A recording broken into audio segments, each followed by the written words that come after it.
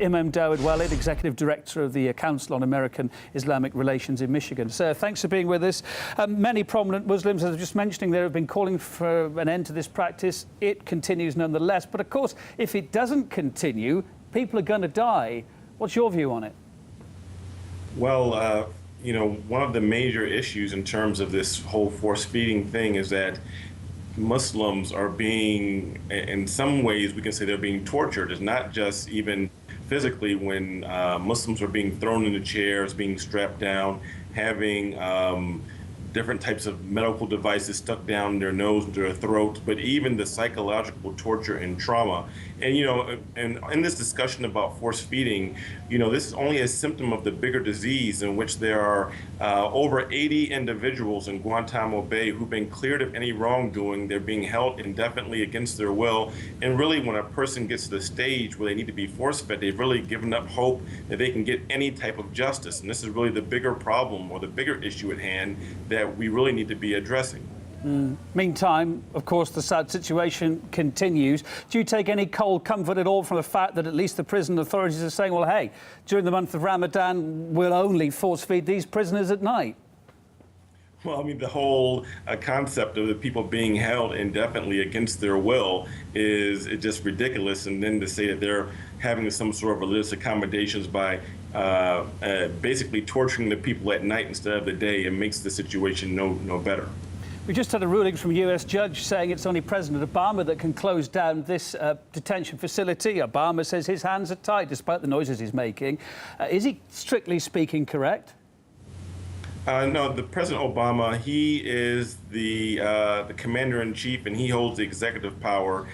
He could have this whole practice stopped at the mere signing of a pen, but it seems like he doesn't have the moral courage or political will to do so. And, you know, as I know there are Muslims watching this all throughout the world, including the United States of America, you know, President Obama just sent out a happy Ramadan message to 1.6 billion Muslims throughout the world, and he's even going to have a White House iftar dinner.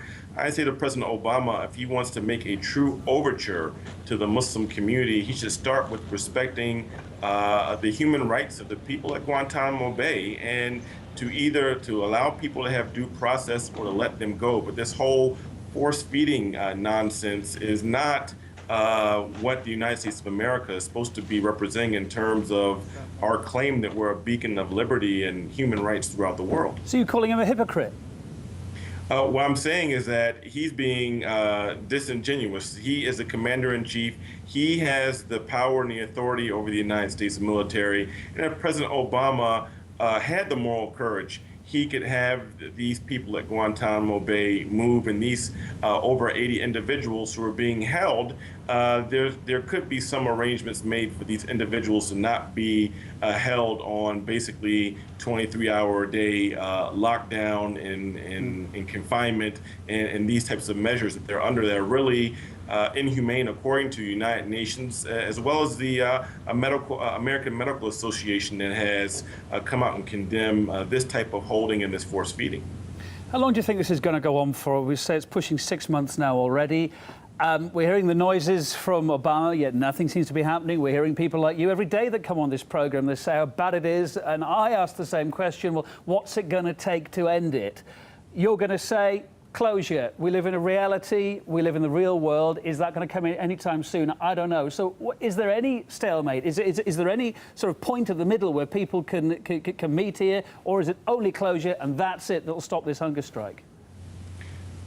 Well, I would say that the Obama administration could really work with some of the Muslim countries or other countries in the world, and starting with these approximately 80, I think it's 84 individuals who are being held, who've been cleared, they can be found a way or a home or a place where these individuals can stay so that they can be moved outside of Guantanamo Bay. I don't think that it's a real success or a real remedy to say, okay, close down Guantanamo Bay, but take the same individuals and hold them indefinitely in United States prisons. These individuals have been cleared. They need to be let go and there should be some sort of arrangements our country can make for them to stay in other nations, and even, if necessary, pay them some sort of reparations that they can begin to rebuild their lives after over a decade of being sensibly held, and in some cases, at the least, psychologically tortured.